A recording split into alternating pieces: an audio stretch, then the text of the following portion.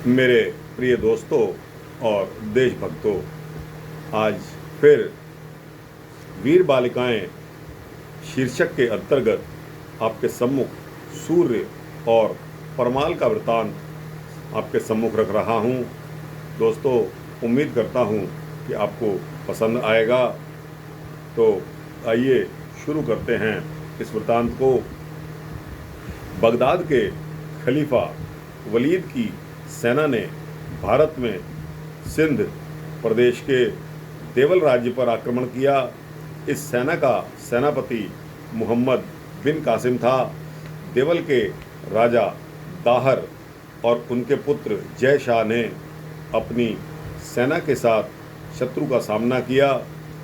देवल राज्य की सेना के वीरों ने बड़ी ही बहादुरी से युद्ध किया, लेकिन आक्रमण करने वाली शत्रु सेना बहुत बड़ी थी।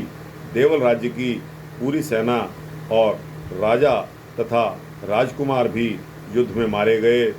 वहाँ की महारानी ने अपने पति की मृत्यु का समाचार सुना तो वे स्त्रियों की सेना बनाकर राजमहल से निकली और शत्रुओं पर टूट पड़ी। महारानी और उनके साथ की वीर स्त्रियां युद्ध करते समय मारी गई। मोहम्मद बिन कासिम ने राजमहल लुटवा दिया। लूट के दूसरे सामान के साथ उसने राजा दाहर का कटा हुआ सिर, राजा का छत्र और उनकी दोनों सूर्य और परमाल नामक पुत्रियों को बंदी बनाकर बगदाद भेज दिया। वह स्वयं पूरे भारतवर्ष को जीतना चाहता था, इसलिए वह सिंध में ही रुक गया। बगदाद के खलीफा के पास जब राजा दाहर की पुत्रियां पहुंची तो वह इनकी अद्भुत सुंदरता देखकर अचंभे में पड़ गया। उसे लगा कि स्वर्ग से अप्सराएं आ गई हैं। उसने सूर्य कुमारी से विवाह का प्रस्ताव रखा। बेचारी राजकुमारियां विदेश में शत्रु के राजमहल में अकेली क्या कर सकती थी, लेकिन उन्होंने अपने पिता को मारने वालों से बदला लेने का निश्चय कर लिया था। जब खलीफा ने सूर्य कुमारी से विवाह का प्रस्ताव किया तो वह रोने लगी। उसे रोता देखकर खलीफा उसे चुप कराने लगा। सूर्य कुमारी पीछे हट गई और बोली, खलीफा, आज हमें मत छूना। आपके नीच सेनापति बिन कासिम ने हमें अपवित्र कर दिया है। खलीफा ने यह सुना तो वह आग बबूला हो गया और क्रोध से कांपने लगा। उसने उस समय अपने दूत भारत भेजे और यह आज्ञा दी कि मोहम्मद बिन कासिम को जीते जी सूखी खाल में सी दिया जाए और उसकी लाश मेरे सामने हाजिर कर दी जाए। खलीफा के दूत भारत आ गए। मोहम्मद बिन कासिम ने बहुत प्रयत्न किया कि वह जीवित खलीफा के पास पहुँचे और अपने को निर्दोष बता सके, किंतु उसकी बात किसी ने नहीं सुनी। वह सूखी खाल में जीते जी सी दिया गया। सूखी खाल के बोरे में सीने पर मोहम्मद बिन कासिम तो मर गया। उसकी लाश उस बोरे में बगदाद पहुंच गई। क्रोध में आकर खलीफा ने उस पर कई लातें मारी। इसके बाद खलीफा अपने महल की छत पर गया। वहां उसने सूर्य और परमाल को बुलाकर बताया कि मोहम्मद बिन कासिम की लाश चमड़े के बोरे में सीकर नीचे दरबार में पड़ी है। सूर्य कुमारी ने कहा, ठीक है, हम अपने पिता को मारने और अपने देश को लूटने वालों से हमने बदला ले लिया।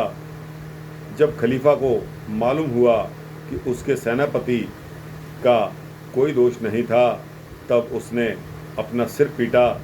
सूर्य कुमारी ने अपनी छोटी बहन को सब बातें पहले ही बता दी थी।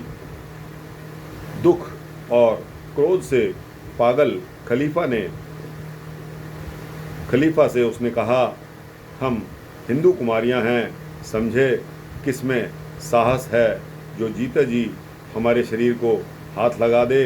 इतना कहकर इन दोनों वीर बालिकाओं ने महल की छत के बिल्कुल किनारे पर खड़ी होकर एक दूसरे की छाती में विष से बुझी कटार जोर से भोंक दी और उनके प्राणहीन देह उस ऊंची छत से नीचे लुढ़क गए। खलीफा भारत की लड़कियों की यह आश्चर्यजनक वीरता देखकर ऐसा घबरा गया कि वहीं सिर पकड़कर बैठ गया और सोच में पड़ा पड़ा सोचता ही रह गया।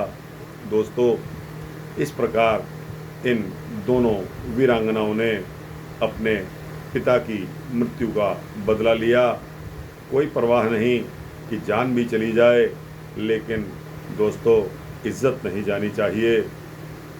बहुत सी महिलाएं ऐसी हैं जिन्होंने अपनी इज्जत की खातिर अपनी जान को कुर्बान कर दिया, अपने को बलिदान कर दिया। दोस्तों, यह छोटा सा वृतांत है, लेकिन इतिहास में बहुत महत्व रखता है। आपको कैसा लगा? अगर अच्छा लगा हो तो इसको लाइक और शेयर करके अपने जैसे दोस्तों और जिज्ञासुओं को अवश्य भेजना। इसी प्रकार के वृत्तांत पाने के लिए आप इस चैनल को सब्सक्राइब करेंगे तो आपको अच्छे अच्छे वृत्तांत, अच्छी अच्छी ऐतिहासिक घटनाएं आपको मिलती रहेंगी। ऐसा मेरा प्रण है। जय श्री राम, जय श्री कृष्ण।